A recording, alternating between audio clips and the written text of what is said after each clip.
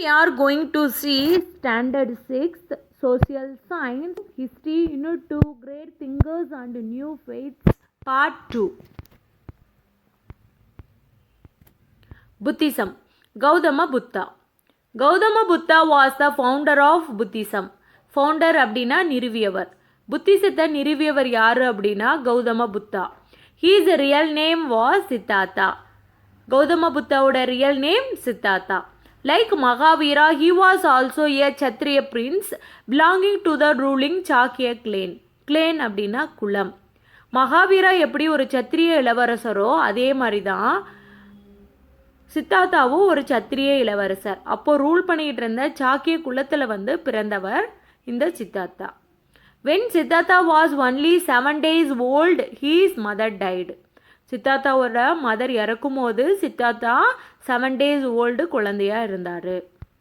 So he was raised by his step mother Gautami. So சித்தார்த்தாவோட step mother Gautami தான் சித்தார்த்தாவை வளர்த்தாங்க. 4 great sights. At the age of 29, Siddhartha saw 4 sorrowful sights. They were. சித்தார்த்தாக்கு 29 age இருக்கிறப்போ அவர் 4 sorrowful அப்படின்னா துக்ககரமான காட்சியை வந்து 4 பார்த்துருக்காரு. அது என்னென்னு பார்க்கலாம். And uncared old man in rags with his bent back. Rags அப்படின்னா piece of cloth. Bent back அப்படின்னா கூன் விழுந்த, அதாவது கூன் விழுந்த முதுகோடையும் அண்ட் தென் கேர் பண்ணாத ஒரு ஓல்டு மேனை வந்து பார்த்துருக்காரு. And sick man suffering from an incurable disease, அதாவது குணப்படுத்த முடியாத டிசீஸால் பாதிக்கப்பட்டு துன்பப்பட்டிருக்கிற ஒரு சிக் மேனை பார்த்துருக்காரு. A man's corpse being carried to the burial ground by weeping relatives. Corpse அப்படின்னா ஒரு டெட்டான ஒரு ஹியூமன் பாடி. பேரியல் கிரவுண்ட் அப்படின்னா இடுகாடு, அதாவது சுடுகாடு. வீப்பிங் ரிலேட்டிவ்ஸ் அப்படின்னா அழுதுட்டுருக்கிற ரிலேட்டிவ்ஸ், அதாவது ஒரு இறந்து போன ஒரு ஹியூமனோட பாடியை வந்து தூக்கிட்டு போகும்போது, இடுகாட்டுக்கு தூக்கிட்டு போகும்போது அழுதுட்டுருக்கிற ரிலேட்டிவ்ஸை வந்து பார்த்துருக்காரு.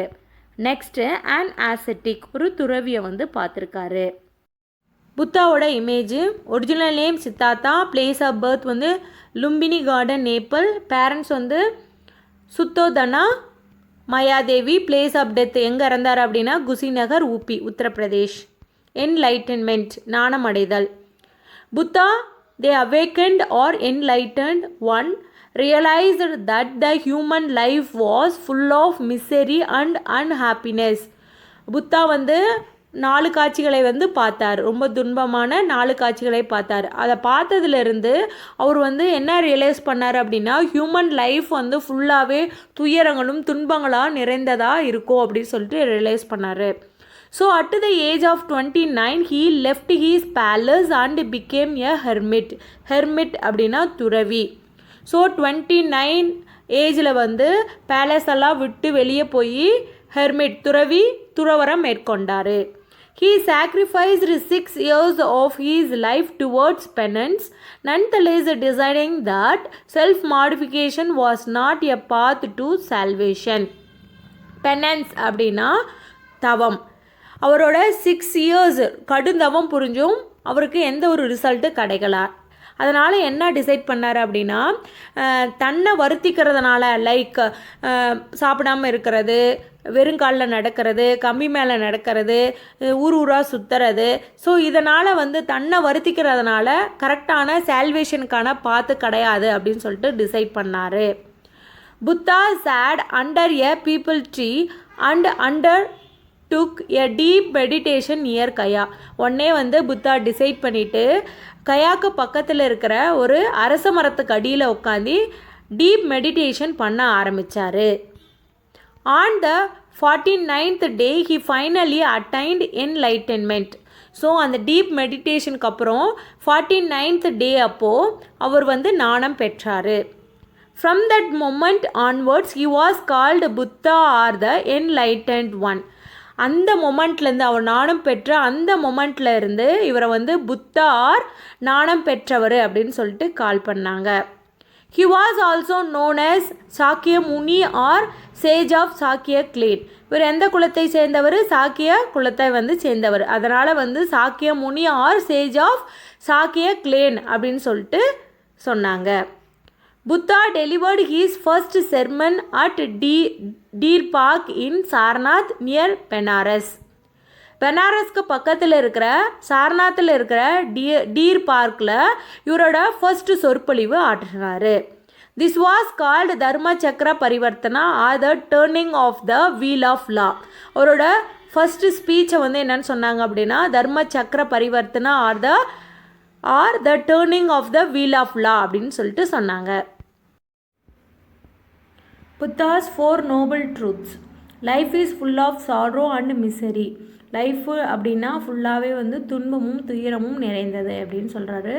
Desire is the cause of misery. Desire அப்படிங்கிறது ஆசை. ஆசையே துன்பத்திற்கு காரணம். Sorrows and sufferings can be removed by giving up one's desire. ஆசையை ஒழித்தால் துன்பத்திலிருந்தும் துயரத்திலிருந்தும் விடுபடலாம் அப்படின்னு சொல்கிறாரு. The desire can be overcome by following the right path noble 8-fold path. அதாவது நல்ல பாதையில் நம்ம போனோம் அப்படின்னா ஆசையை வந்து ஓவர் கம் பண்ண முடியும்னு சொல்கிறாரு. அந்த 8-fold பாத் என்ன அப்படிங்கிறத பார்க்கலாம்.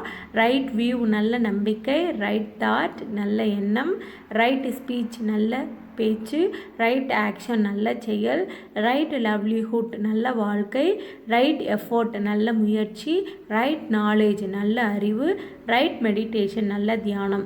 ஸோ இந்த 8-fold பாத் இருந்தது அப்படின்னா ஆசையிலிருந்து விடுபடலாம். The teachings of Lord Buddha were simple and taught in a language which people used for communication. அதாவது புத்தா வந்து போதித்தது மக்களுக்கு புரிகிற மாதிரி சிம்பிளாகவும் இருந்துச்சு. அண்ட் தென் மக்கள் பேசுகிற லாங்குவேஜ்லேயும் வந்து போதித்தார். Since the teachings addressed the everyday concern of the people, they could relate to them. இங்கே கன்சர்ன் அப்படிங்கிறது சம்பந்தம். அதாவது பீப்புள் எவ்ரிடே லைஃப்பை பற்றி போதித்ததுனால பீப்புள் என்ன பண்ணாங்கன்னா அவங்களோட வாழ்க்கையோட ரிலேட் பண்ணிக்கிட்டாங்க, சம்மந்தப்படுத்திக்கிட்டாங்க. He was opposite to rituals and sacrifices. அதாவது சடங்குகளுக்கும் வேள்விகளுக்கும் இவர் வந்து எதிர்த்தார். Teachings of Buddha. Buddha's teachings are referred to as Dhamma. அதாவது புத்தரோட போதனைகள் வந்து தம்மா அப்படின்னு சொல்லிட்டு குறிப்பிடப்படுது. Buddhism accepted the theory of karma, meaning that the quality of man's life depends on his deed. Deed அப்படிங்கிறது செயல். இந்த கர்மா அப்படிங்கிறத புத்திசம் வந்து அக்செப்ட் பண்ணிக்கிறது. அதனோட மீனிங் என்ன அப்படின்னா ஒருவரோட செயல் தான் அவங்களோட வாழ்க்கையை வந்து தீர்மானிக்குது அப்படின்னு சொல்லிட்டு குறிப்பிடப்படுது. Buddha neither accepted nor denied the existence of God but believed in the laws of universe. Buddha வந்து கடவுள் இருக்காரு அப்படிங்கிறதையும் சொல்லலை, கடவுள் இல்லை அப்படிங்கிறது சொல்லலை, ஆனால் வந்து லாஸ் ஆஃப் யூனிவர்ஸை மட்டும் பிலீவ் பண்ணுது. Buddha asserted that attaining nirvana is the ultimate aim of life. Buddha வந்து அசஸ்டட் அப்படின்னா வலியுறுத்தப்பட்டது. எதை வலியுறுத்தப்பட்டது அப்படின்னா சுப்ரீம் நாலேஜ் அடைவது தான் லைஃப்பில் வந்து ஒரு அல்டிமேட் எய்மு அப்படிங்கிறத வலியுறுத்தப்படுது. Buddha advocated ahimsa or non violence. Advocated அப்படின்னா பரிந்துரைத்தல். எதை வந்து பரிந்துரைக்கிறாங்க அப்படின்னா நான் வைலன்ஸை வந்து புத்தா பரிந்துரைக்குது. Buddha had rejected the caste system. Buddha வந்து கேஸ்ட் சிஸ்டம் வந்து ரிஜெக்ட் பண்ணுறாங்க.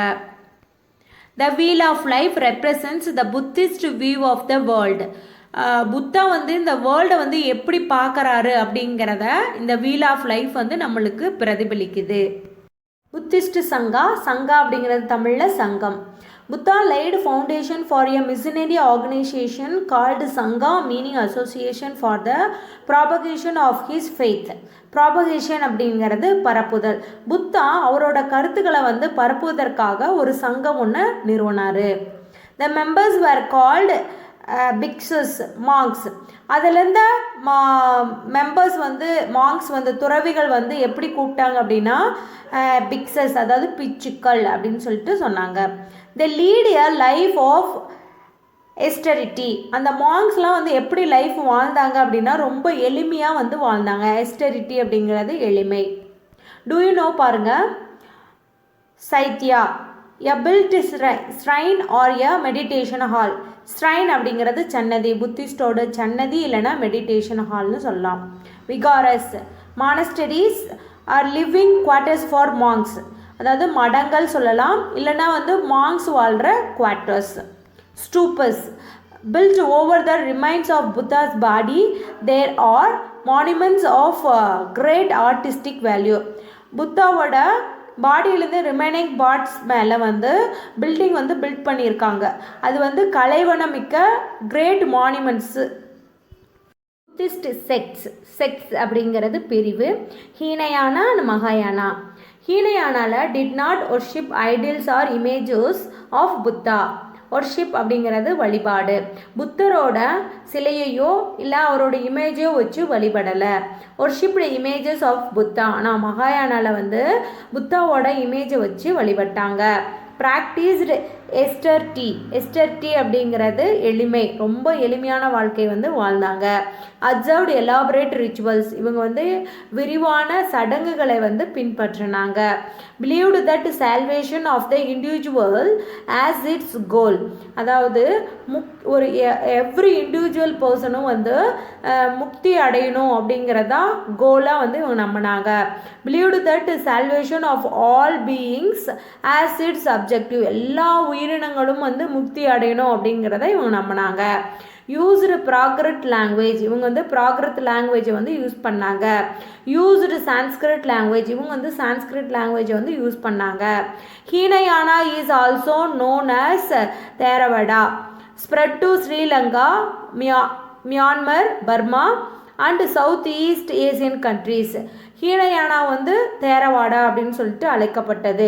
எங்கெங்கே ஸ்ப்ரெட் ஆச்சு அப்படின்னா ஸ்ரீலங்கா, பர்மா அண்ட் ஏசியன் கண்ட்ரியில் வந்து சவுத் அண்ட் ஈஸ்டில் வந்து ஸ்ப்ரெட் ஆச்சு. Spread to central Asia, Tibet, China and Japan where middle path was accepted. இது வந்து மகாயானா எங்கெங்கே ஸ்ப்ரெட் ஆச்சு அப்படின்னா central Asia, Tibet, China and Japan. Middle path வந்து அக்செப்ட் பண்ணிக்கிட்டாங்க. Causes for the spread of Buddhism. Simplicity of the teachings of Buddha in local language appealed to people. புத்தாவோட teachings வந்து ரொம்ப எளிமையாக இருந்தது. அது மட்டும் இல்லாமல் பீப்புள் பேசுகிற லோக்கல் லாங்குவேஜில் வந்து மெசேஜஸ் ஸ்ப்ரெட் பண்ணாங்க. Buddhism rejected elaborate religious customs, whereas the practice of orthodox Vedic religion insisted on expensive rituals and sacrifices. Buddhism வந்து ரொம்ப எலாபரேட்டான சடங்குகளை வந்து ரிஜெக்ட் பண்ணது. ஆனால் வந்து ஆர்த்தோடாக்ஸ் வேதிக் ரிலீஜியன் சம்மந்தப்பட்ட ரிச்சுவல்ஸ் அண்டு சாக்ரிஃபைசஸ், அதாவது சடங்குகளையும் வேள்விகளையும் வந்து பண்ணணும்னு சொல்லிட்டு கட்டாயப்படுத்தியது. Buddha's emphasis was on observance of Dhamma. People வந்து தம்மாவை கடைபிடிக்கணும்னு சொல்லிட்டு வலியுறுத்தியது. எம்பசிஸ் அப்படின்னா எம்பசஸ் போச்சு ஃபஸ்ட்லேருந்து. Causes for the spread of Buddhism. Simplicity of the teachings of Buddha in local language appealed to people. புத்தாவோட டீச்சிங்ஸ் வந்து ரொம்ப எளிமையாக இருந்தது. பீப்புள் அண்டர்ஸ்டாண்ட் பண்ணிக்கிற மாதிரி லோக்கல் லாங்குவேஜில் வந்து டீச் பண்ணாங்க. Buddhism rejected elaborate religious customs, whereas the practice of orthodox Vedic religion insisted on expensive rituals and sacrifices. Buddhism வந்து ரொம்ப எலாபரேட்டான சடங்குகளை செய்யறதுக்கு ரிஜெக்ட் பண்ணது. ஆனால் வந்து ஆர்த்தோடாக்ஸ் வேதிக் ரிலீஜியன் சம்மந்தப்பட்ட ரிச்சுவல்ஸ் அண்டு சாக்ரிஃபைசஸ் செய்யறதுக்கு கட்டாயப்படுத்தியது. Buddha's emphasis was on observance of dhamma. Emphasis அப்படின்னா வலியுறுத்துதல், அதாவது பீப்புள் தம்மாவை கடைபிடிக்கணும்னு சொல்லிட்டு வலியுறுத்தியது. Buddhist sanghas played an important role in spreading the message of Buddha. புத்தாவோட கருத்துக்களை பீப்புளுக்கு ஸ்ப்ரெட் பண்ணது யார் அப்படின்னா புத்திஸ்ட் சங்காஸ் தான். Royal patronage under Ashoka, Kanishka and Harsha also helped the causes of Buddhism. Patronage அப்படின்னா ஆதரவு. அசோகா, கனிஷ்கா, ஹர்ஷா போன்ற அரசர்கள் வந்து புத்திசம் பரப்புவதற்கு ரொம்ப ஆதரவு அளித்தாங்க. Viharas or the Buddhist monasteries became great centers of education. One such center was Nalanda, where Huanshuang, the Chinese pilgrim, studied for many years. விகாரஸ்னால் already பார்த்தோம். என்னது இங்கே பாருங்கள், monasteries living quarters for monks தங்குற quarters. அது வந்து என்னவா இருந்துச்சு அப்படின்னா எஜுகேஷன் சென்டராகவும் இருந்தது. அதில் அந்த எஜுகேஷன் சென்டரில் ஒன்று தான் நாலந்தா. இந்த நாலந்தாவில் சைனீஸ் பில்கிரம் அப்படின்னா யாத்ரிகர், சைனீஸ் யாத்ரிகரான ஹுவான்சுவாங் வந்து இந்த மடாலயங்களில் நிறையா வருஷம் கல்வி கற்றாரு. Next, do you know frescoes paintings? Frescoes paintings அப்படின்னா என்னென்னா, ஒரு சுவரில் வந்து ஒரு ஆயில் மாதிரி அப்ளை பண்ணி வச்சுருவாங்களாம். அந்த ஆயில் காயறதுக்குள்ளே பெயிண்ட் பண்ணிட்டாங்க அப்படின்னா காலங்காலமாக அழியாமல் அப்படியே இருக்குமா, அதுதான் வந்து frescoes paintings. Frescoes on the ceilings and walls of the Ajanta caves in Aurangabad, Maharashtra depict the Jataka tales. Tales அப்படின்னா கதைகள். ஓகே, மகாராஷ்டிரா மாநிலத்தில் அவுரங்காபாத் அப்படிங்கிற பிளேஸில் அஜந்தா கேவ்ஸ் வந்து இருக்கா. அந்த அஜந்தா கேவ்ஸ்குள்ளே சீலிங்ஸ்லேயும் வால்ஸ்லேயும் வந்து ஃப்ரெஸ்கோஸ் பெயிண்டிங்ஸ் இருக்கான். இது எதை பற்றினான பெயிண்டிங்ஸ் அப்படின்னா, புத்தரோட கதையை வந்து பிக்சராக பெயிண்ட் பண்ணி வச்சுருக்காங்களாம்மா. ஸோ அதனோட பிக்சர் பாருங்கள், கீழே middle path. It refers to neither indulging in extreme attachment to worldly pleasure nor committing severe penance. penance அப்படின்னா தவம். indulging அப்படின்னா ஈடுபடுவது. அதாவது எக்ஸ்ட்ரீம் அட்டாச்மெண்ட் அப்படின்னா, அதாவது வேர்ல்டில் வந்து துக்கமும் இருக்கும், அதாவது துன்பமும் இருக்கும், சந்தோஷமும் இருக்கும். எக்ஸ்ட்ரீமான துன்பத்துக்கு போகக்கூடாது, எக்ஸ்ட்ரீமான சந்தோஷத்துக்கு போகக்கூடாது. ஸோ அது மிடில் பாத். அது மட்டும் இல்லாமல் தன்னை ரொம்ப வற்புறுத்திக்கிட்டு தவ வாழ்க்கையை மேற்கொள்ளாமல் இருப்பதையும் இது வந்து குறிக்குது. Jainism and Buddhism similarities and dissimilarities. Jainism and புத்திசத்தோட ஒற்றுமைகள் அண்டு வேற்றுமைகள் என்னன்னு பார்க்கலாம். ஃபஸ்ட்டு சிமிலாரிட்டிஸ், ஒற்றுமைகள். Both Mahavira and Buddha hailed from royal families, yet they renounced royal privileges and choose to adopt and aesthetic life. மகாவீராவும் புத்தாவும் ரெண்டு பேருமே வந்து அரச குடும்பத்தை சேர்ந்தவங்க. இருந்தாலும் அவங்க அரச குடும்ப உரிமைகள்லாம் வந்து விட்டுட்டு என்ன பண்ணாங்கன்னா துறவு வாழ்க்கையை வந்து சூஸ் பண்ணாங்க. Denied the authority of Vedas, வேதங்களோட ஆதிக்கத்தை வந்து மறுத்தாங்க. Taught in the language of the common people, பேசுகிற லாங்குவேஜ்லேயே வந்து போதித்தாங்க. Admitted disciples from all the caste and from both the genders. disciples அப்படின்னா சீடர்கள், எல்லா மதத்தையும் அண்ட் தென் போத் ஜெண்டரையும் வந்து சீடர்களாக ஏற்றுக்கிட்டாங்க. ஆப்போஸ்ட் பிளட் சாக்ரிஃபைசஸ், அதாவது என்ன பண்ணாங்கன்னா இரத்த பலிகளை வந்து எதிர்த்தாங்க. Believed in the doctrine of karma, doctrine அப்படின்னா கோட்பாடு, கர்மா கோட்பாடை வந்து நம்பினாங்க. கர்மா கோட்பாடுனா என்னது, இப்போது இந்த பிறவியில் என்ன ஒரு செயலை செய்கிறோமோ அந்த செயல் தான் வந்து இந்த பிறவியில் இருக்கிற மீதி இருக்கிற லைஃப்பையும் அடுத்த பிறவியோட வாழ்க்கையும் வந்து தீர்மானிக்கும். அதுதான் வந்து கர்மா கோட்பாடு. அந்த கர்மா கோட்பாடை வந்து ரெண்டு பேருமே வந்து பிலீவ் பண்ணாங்க. emphasized on right contact and right knowledge instead of performing religious ceremonials and rituals as the means to achieve salvation. salvation அப்படின்னா முக்தி. அதாவது என்ன அப்படின்னா மத சடங்குகளை நடத்துறதுனால சால்வேஷன் அச்சீவ் பண்ண முடியாது.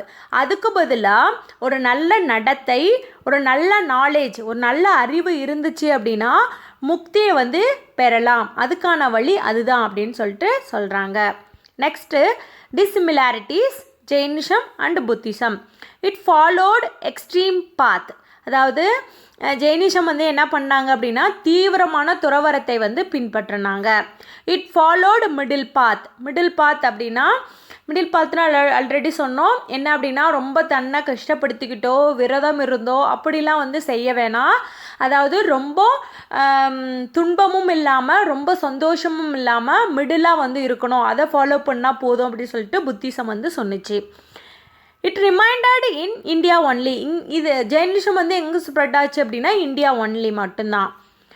It is spread across many parts of the வேர்ல்டில் இருக்கிற நிறைய கண்ட்ரீஸில் வந்து புத்திசம் வந்து ஸ்ப்ரெட் ஆச்சு. It does not believe in the existence of god but believes life in every living beings.